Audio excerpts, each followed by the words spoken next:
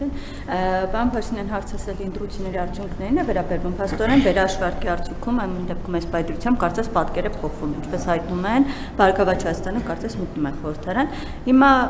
այս ամենից դատելով կարող ենք եզրակացնել եւ ընդունում եք, որ ամեն դեպքում այնպիսի խախտումներ կամ ինչպես կոչեք թերություններ են եղել, որի արդյունքում մի խոշոր ուժ, որ պետք է մտներ խորհրդարան, չի մտնում, սա փաստումը տեղ ունեցած կամ թերացում է կամ խախտումների մասին, տեղեկություններ մամուլում հրապարակվեց, նաեւ ձեր նախկին թիմակից, այսպես հարցազրույցի հետ ասաց, որ դուք ընտրություններից առաջ փորձել եք ընդդիմադիրներին, այսպես առաջարկ ներկայացնել գործարքի գնան, կա նման բան թե ոչ, ինչպես կմեկնաբանեք, եղել է առաջարկ թե ոչ, եւ մի հարցեր տեղեկություն կա, որ ընտրություններից հետո ձեր առաջին այցը նախատեսվում է Ռուսաստանի Դաշնություն, սրա հետ կապված ինչ որ պայմանավորվածություն կա, թե ոչ, եթե այո, ինչ օրակարգով։ Ընդհանրապես այդ որ ասում են առաջարկել են գործարք, թող ասեն ով,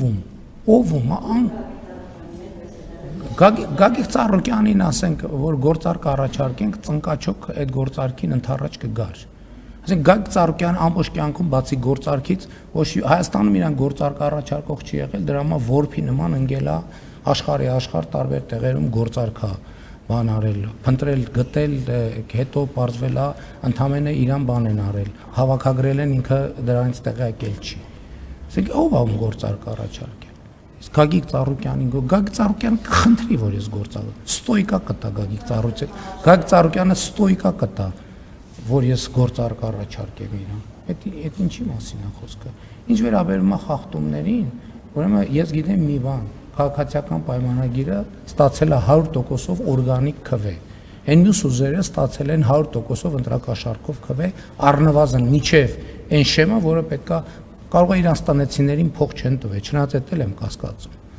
Կարծում եմ դե իրանց տանեցիները փողի նույնիսկ զավակներին մեծ բաներ, չէ,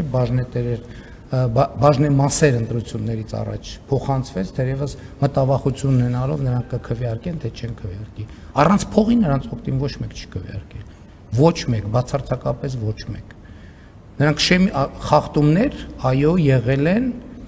որոնք ազդել են ընտրությունների արդյունքների վրա, որովհետև այդ իրեք ուժը ընտրությունների խորհրդարան մտնելու շեմը պետքա չհաղթահարեն։ Հիմա էլ քննարկում են, ասում են մանդատները վերցնենք, թե չվերցնենք։ Անկեղծ ասած, եթե չվերցնեն, գոնե 100% լեգիտիմ խորհրդարան կունենանք։ Թե չէ, տենց ստիպված ենք լինելու տեսնել խորհրդարանի ամբիոններին փողի կալոդներ փռած, որոնք որևէ այլ քաղաքական արժեք չունեն։ Շնորհակալություն ձեր հարցի համար։